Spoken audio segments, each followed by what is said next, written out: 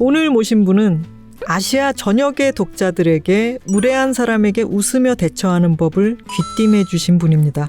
자꾸만 금 밟고 선 넘는 사람들 사이에서 나를 지키는 요령을 알려주셨죠. 이번에는 한 발 더 나아가 무례한 세상 속에서 나를 키우는 요령에 대해 쓰셨습니다. 신작 더 좋은 곳으로 가자로 돌아오신 정문정 작가님입니다. 반갑습니다, 작가님. 안녕하세요. 첫 번째 책과 두 번째 책과 사이에 작가님 개인적으로도 큰 변화, 작은 변화들이 아주 많이 있었고요. 그래서 두 책을 쓰실 때 느낌, 태도 등등의 차이는 어떤 게 있었을까요?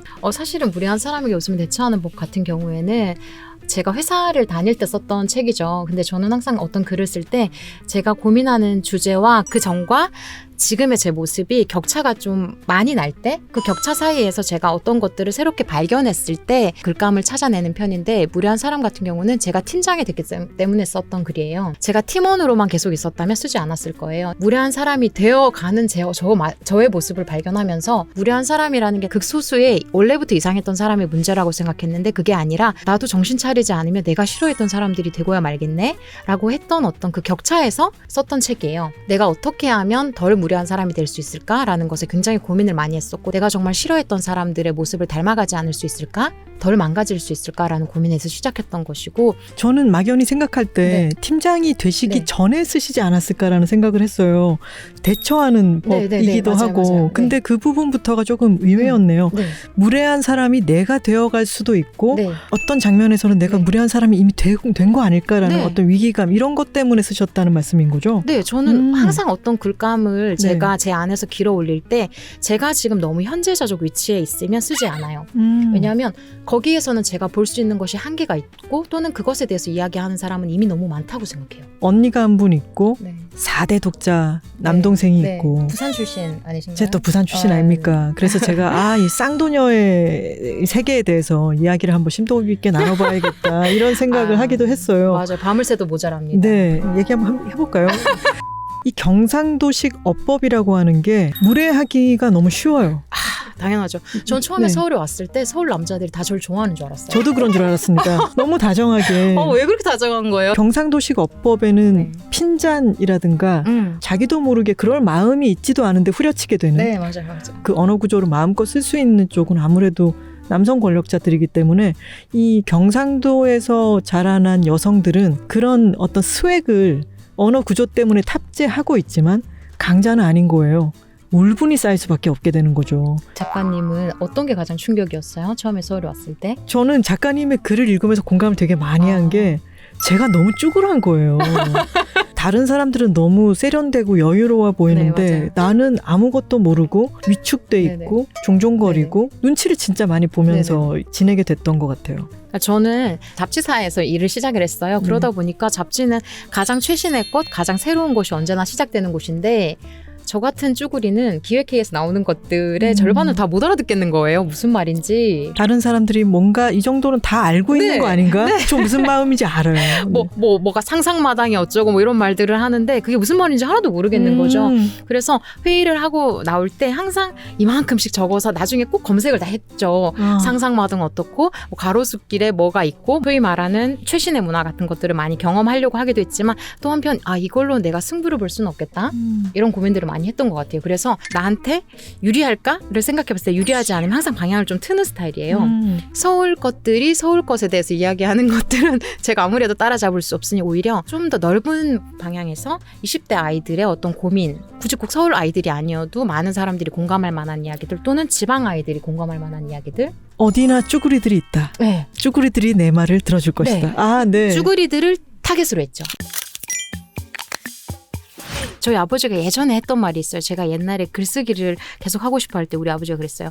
작가놈들이랑 친하게 지내지 마라. 그리고 작가가 될 생각도 하지 마라. 왜냐면 작가놈들 옆에 있으면 소재가 된다. 이런 얘기를 했어요. 지금 생각 우리 아버지가 진짜 성견지명이 있었던 것 같아. 내다보신 거죠. 우리 아버지 얘기를 쓸 줄 알았던 거야. 인터스텔라처럼 딸이 작가가 되면 네 얘기를 쓸 것이다. 이거 아셨던 거야. 아무튼. 어떤 말들 중에서 워낙 충격이었던 것들은 기억을 하죠, 당연히. 근데 그거는 기억해야지 이런 게 아니라 자연스럽게 기억이 되는 것 같아요. 근데 직장생활 하면서도 그런 것들이 저한테는 위안이 많이 됐던 게, 내가 써줄 거야? 내 글에 네. 써서 남기겠다라고 네. 했을 때 오히려 위안이 됐던 게 있었던 것 같아요. 오히려 저는 치료가 약간 됐어요. 이걸 쓰면서 그 당시에는 너무너무 상처였고 막 부들부들 떨었지만 오히려 객관화되면서 아무렇지 않게 되는 게 있었고 또 한편 이걸 써주면서 내가 너의 이야기를 썼다 뭐 이런 것도 있어요. 고소 들어오는 거 아니에요? 하지만 가렸습니다. 누가 누군지는 알 수 없어요. 네. 그 인정을 못 받았다는 게 관계에도 영향을 네. 미치잖아요. 그래서 더 좋은 곳으로 가자에 보면은 연애 관계, 네. 인간관계에서도 그 눈치가 없는 사람일 수도 있고 요령이 없는 사람일 수도 있고 착한 컴플렉스에 네. 자기 스스로를 밀어넣은 사람일 수도 있고 또 그런 사람을 봐도 짠한 거죠. 왜 저런 심리 메커니즘이 작동하는지를 내가 좀 아는데 내가 해봐서 아는데 말이야. 인정을 못 받았기 때문에 저런 작은 호의에 저렇게 반응하게 되는 건데 좀 알게 되시지도 않으세요? 하나 작가님 같은 경우에는 어떤 경우에도 충고를 하면 안 된다고 하셨잖아요. 그거는 제가 들은 말을 쓴 거고 그죠, 저는 들은 말을. 오지랖퍼라서 아.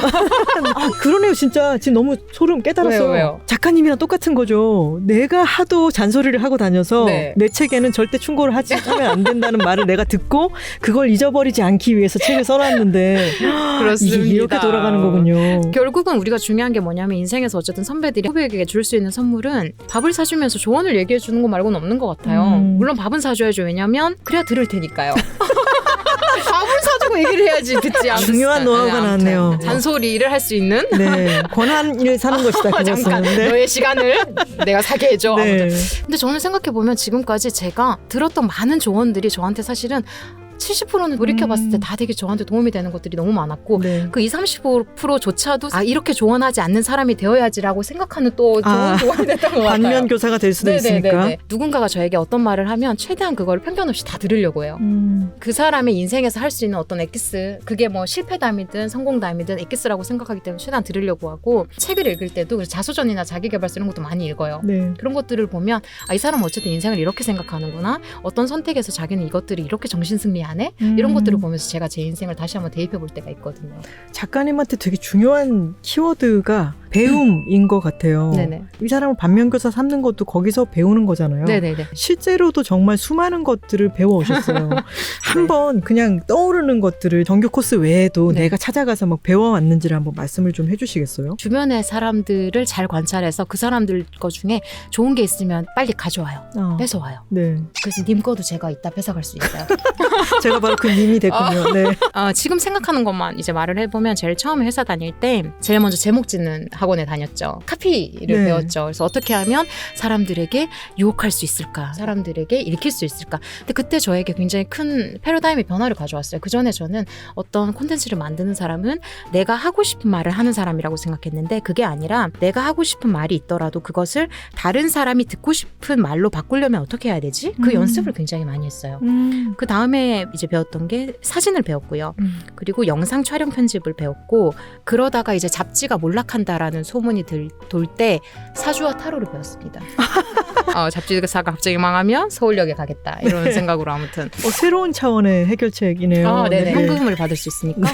약간 직장생활을 좀 오래 해서 매너리즘에 빠졌을 때 기타를 배웠던 게 저한테는 되게 큰 깨달음이 왔었어요.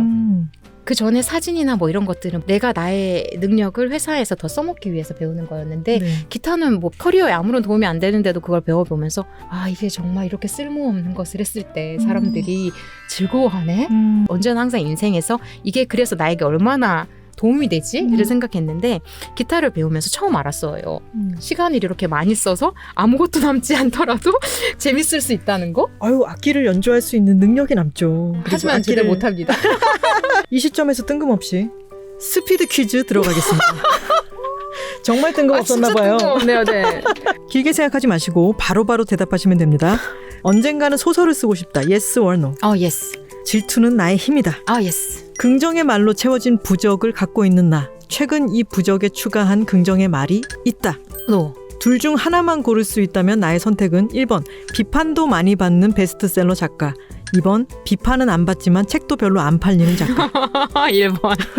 나의 삶을 바라보는 시각이 네네. 계속해서 장점과 단점은 다 있고 네네. 그것을 나의 강점으로 변화시킬 수 있다라는 바꾸고. 태도를 계속 갖고 계셨던 것 같아요. 네. 측면 돌파가 제 인생의 가치관이었다고 했던 것도 네. 이걸로 내가 승부를 볼 수 있어 없어라고 일단 제일 먼저 물어보는 편이에요. 잡지사에서도 저보다 패션에 민감한 사람은 너무 많고, 전 회사 다닐 때 원피스만 입었어요. 원피스는 코디를 안 해도 되잖아요. 아, 물론 저도 열심히 따라다녔습니다만은 날 때부터 서울러인 사람을 이길 수 없겠죠. 그런 식으로 내가 승산이 있어 없어를 따져본 다음에 그러면 내가 승산이 있을 때는 뭐야? 라고 항상 측면으로 가는 것 같아요. 보통은 정면으로 승부를 하겠죠. 근데 저는 각을 보는 편이에요. 노력했을 때 따라잡을 수 있겠을까 없을까라고 생각을 해봤을 때 아니야 이거 노력해서 안 될 것 같은데 라고 하면 빨리 트는 편이에요. 네. 근데 빨리 틀어보니까 내가 가장 잘 아는 게 뭐지? 라고 생각을 했더니 평범하다고 생각하는 사람들, 나 자신이 너무너무 무난해서 견딜 수 없어라고 하는 사람들에 대한 불안감은 제가 너무 잘 알고 있더라고요. 아, 사실은 그런 사람이 다수잖아요. 네. 그런 사람들의 이야기를 내가 할 수 있으면 좋겠다. 그런 이야기들을 의식적으로 계속 공부했던 것 같아요. 내가 더 이야기를 잘해야겠다. 너무 멀쩡하고 뭔가를 다 잘하는 것처럼 보이는 사람도 상처가 다 네. 안에 있고 네. 누구나 사실은 평범하잖아요. 그렇기 때문에 공감대의 폭이 넓어지는 것 같아요. 그게 컨텐츠를 만드시면서 대중성에 대한 부분을 감각을 계속해서 습득하고 계셨기 때문에 더 네네네. 큰 반응들이 일어나는 게 아닌가 싶은데요. 질투는 나의 힘이다의 예스라고 하셨는데 그 질투를 이기기 위해서 측면으로 자꾸 가시는 거군요. 질투를 이긴다는 생각은 해본 적이 없어요. 왜냐하면 질투는 되게 건강한 감정이라고 생각해요. 오히려 저는 제가 나중에 어떤 것에도 질투를 하지 않게 되면 슬플 것 같아요. 네. 제가 그만큼 욕망이 없어졌다는 거니까. 그래서 항상 어떤 것이든 질투가 나는 사람을 옆에 두려고 하고 질투가 나는 상황에 자꾸 저를 둬요. 언젠가는 소설을 쓰고 싶다의 예스라고 하셨습니다. 네네네. 습작을 써보신 적이 있으세요? 언젠가는 그냥 공부를 해보고 싶다. 그냥 어떤 나중에 투두리스트로 두고 있죠. 쓰면 장르가 어떤 게 될 것 같아요? 청소년 소설이요. 나중에 쓰게 되면 꼭 청소년 소설을 쓰고 싶어요. 더 좋은 곳으로 가자도 네. 그렇고 작가님이 글을 쓰시는 게 네. 막막한 순간 누군가가 네. 내게 해주었다면 좋았을 말 네. 같은 것을 스스로에게 때 나에게 쓰는 형식이 자꾸 되는 것 같아요. 네네네. 그 청소년 소설도 마찬가지겠죠. 네네네. 그때 나를 위로해주는 네. 어떤 것? 그리고 저는 기본적으로 제가 글을 쓰게 된 기점, 기폭제, 어떤 기세를 결정하는 것이 약간 분노인 것 같아요. 예를 들면 무례한 사람 때도 좀 무례한 사람들을 보면서 분노가 있는 것도 있었어요. 제가 그런 사람이 되지 않을까 두려워하는 것과 동시에 분노가 있었는데 더 좋은 곳으로 가자 같은 경우에도 더 좋은 곳으로 갈 수 없다라고 말하는 사람들이 너무 많아지던 시점이었어요. 2021년 코로나 막 터지고 막 그럴 때 그 강연에서도 각자 도생이라는 키워드를 말했는데 네. 부동산에 이미 들어가지 않으면 끝났다라든지 아니면 주식을 하지 않으면 끝났다라든지 부모를 잘 만나지 않으면 끝났다라든지 자꾸 아이들에게 끝났다고 이야기를 하는 거예요. 네. 어른들이 그런 얘기를 하면 안 되잖아요. 그러니까 만약에 아이들은 모르니까 그렇게 얘기할 수 있죠. 근데 그런 말들을 했을 때 어른들이 아니야 내가 살아보니까 그게 다니까 아니었어. 그때는 다인 것 같아도 그게 아니고 예를 들어서 부동산도 어떤 흐름이 있어서 예전에 떨어진 적도 있었단다. 뭐 이런 말들을 해줘야 되는데 부동산은 영원히 오른다. 너가 지금은 끝났다. 이런 말들을 계속 하는 거예요. 그걸 보면서 화가 났던 것 같아요. 그때는 경험이 적기 때문에 세상이 적기 때문에 부모님과 주변에 친구밖에 없기 때문에 그것이 다라고 생각할 수밖에 없잖아요. 네. 근데 그들에게 더 좋은 곳으로 갈 수 있다라는 이야기를 어쨌든 계속 해주고 싶어요. 어린 시절부터 책을 많이 읽고 책 속에 있는 사람들에게서 뭔가를 배우고 해왔던 것처럼 그 배움이라고 하는 것이 계속해서 새로운 세상에 대한 호기심을 유지하고 부조리하다 불평등하다고 느끼는 것에 대해서 기여할 바를 찾기 위해서 계속 그런 욕망을 유지하는 거라서 저는 되게 존경스럽게 느껴져요. 이렇게 예쁘게 포장을 해주시다니. 포장이 아니라 진짜 네. 저는 이제 약간 진단? 사람으로서 더 네. 나아질 수 있도록은 뭘 해야 될까? 네. 계속 그 생각을 하고 계시고 그걸 유지하려고 노력하시는 것 같아서 이 점은 제가 배워가야 될 것 같습니다. 네. 더 좋은 곳으로 갈 수 있고 그리고 더 좋은 곳으로 계속 가봤었는데 정말 좋더라고요. 그래서 저는 그게 좀 억울했어요. 약간 노자 같은 느낌이 있어요. 어릴 때 저는 가봤자 뭐가 별로 없어 별거 없어 라고 하는 세계에 있다가 네. 와보니까 별 게 없긴 뭐가 없습니까? 아주 많습니다. 우리가 어쨌든 이 세상에 온 이상 많은 사람들이 이 좋은 걸 좀 발견했으면 좋겠어요. 각자의 삶 속에서 네. 분명히 더 좋은 곳으로 갈 수 있고 분명히 더 좋은 사람들을 만날 수 있는데 사람들이 자꾸 여기가 끝이야. 자기 주변의 사람의 평균에서밖에 자기를 상상할 수 없어요. 네. 그렇게 되는 게 일반적이고 익숙해요. 근데 아니야. 상상할 수 있어. 분명히 갈 수 있어. 라고 하는 게 제가 계속 얘기하고 싶은 포인트인 것 같아요. 그리고 저도 잊지 않고 싶어요. 이 더 좋은 곳으로 가자가 인생에 있어가지고 더 좋은 사람을 곁에 두는 법, 네. 더 많은 것을 배우고 네. 삶에 있어가지고 불만을 갖고 있기보다 그것을 좀 더 낫게 만들고 좋게 만들 수도 있다는 여러 노력들에 대해서 이야기를 해주신 책이어서 결국 더 좋은 삶으로 가는 것이 이 책이 얘기하고 싶은 주제가 아닌가 싶었습니다. 네, 더 높은 곳을 간다고 해서 그게 더 좋은 곳은 아니거든요. 그래서 더 옆으로 갔을 때 좋은 곳일 수도 네. 있고 밑으로 갔을 때 더 좋은 곳일 수도 있죠. 네. 근데 어쨌든 다만 더 좋은 곳이 어딘지를 모르고 살다 보면 내가 어떤 곳을 좋은 곳이라고 생각했는지조차 잊어버려요.